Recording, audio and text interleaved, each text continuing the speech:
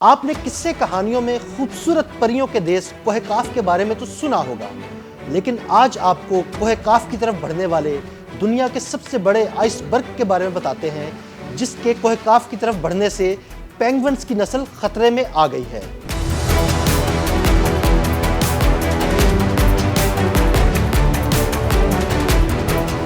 دنیا کا سب سے بڑا آئس برگ جو برف کی ایک دیوار جیسا ہے اور جس کا رقبہ امریکی ریاست روڈ آئی لینڈ کے مساوی ہے، سست رفتاری سے تیرتا ہوا انٹارکٹیکا کے اس دور افتادہ جزیرے کی طرف بڑھ رہا ہے جو لاکھوں پینگوئنز اور سیلز کا گھر ہے۔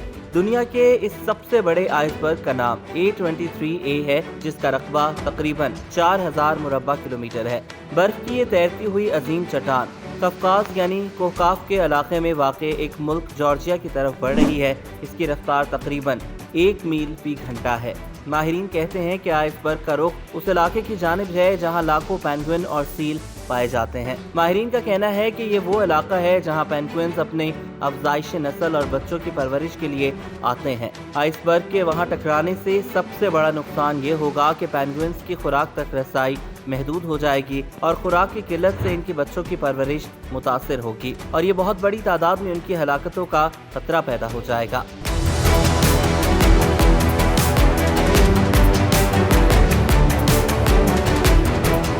ایک برطانوی سائنسدان اینڈریو میر کا کہنا ہے کہ آئس برگ کا ایک مقام سے دوسری جگہ پر جانا ایک قدرتی عمل ہے، لیکن حالیہ برسوں میں کرۂ ارض کا درجہ حرارت مسلسل بڑھنے کے باعث ایسے واقعات میں نمایاں اضافہ ہوا ہے۔ انہوں نے بتایا کہ آئندہ 2 سے 4 ہفتوں کے دوران آئس برگ جنوبی جارجیا کے ساحل تک پہنچ جائے گا، جہاں پانی کم گہرا ہے۔ گہرائی میں کمی کی وجہ سے آئس برگ وہاں پھنس سکتا ہے اور پھر واپس لوٹ سکتا ہے۔ یہ وہ علاقہ ہے جہاں پینگوئن اپنے بچوں کے لیے خوراک اکٹھی کرتے ہیں۔ آئس برگ کے پھنسنے سے خوراک تک پینگوئنز کا راستہ بند ہو جائے گا اور ان کے بچوں کے لیے مسائل اور خطرات پیدا ہو جائیں گے۔ کولوراڈو یونیورسٹی کے ایک سائنسدان کا کہنا ہے کہ اس علاقے میں ہر سال چھوٹے بڑے آئس برگ سفر کرتے ہیں۔ یہ علاقہ اس طرح سے ان کے لیے شاہراہ کا درجہ رکھتا ہے۔ دنیا کے سب سے بڑے آئس برگ A23A کا ذکر کرتے ہوئے ان کا کہنا تھا کہ پینگوئنز کے محفوظ ٹھکانوں کے قریب پہنچ کر اگر وہ رک جاتا ہے تو پھر آہستہ آہستہ ٹوٹ پھوٹ کر بکھر جائے گا۔ زیادہ تر آئس برگ اسی عمل سے گزرتے ہیں اور سمندر میں تحلیل ہو جاتے ہیں۔ اس سے ماہی گیروں کے لیے تو کوئی مسئلہ نہیں ہوگا، لیکن پینگوئنز کے لیے مشکلات کھڑی ہو سکتی ہیں جو وہاں اپنے بچوں کی پیدائش اور پرورش کے لیے آئے ہوئے ہیں۔ ان کا کہنا تھا کہ دنیا کا سب سے بڑا یہ آئس برگ 1986 میں گلیشیئر سے الگ ہوا تھا، لیکن اس کے گرد برفانی چٹانیں تھیں جس میں یہ کئی اشروں تک پھنسا رہا۔ چٹانیں پگھلنے کے بعد اسے سمندر میں تیرنے کا موقع ملا ہے اور اب یہ پینگوئن اور سیل کی قدیم پناہ گاہوں کی طرف بڑھ رہا ہے۔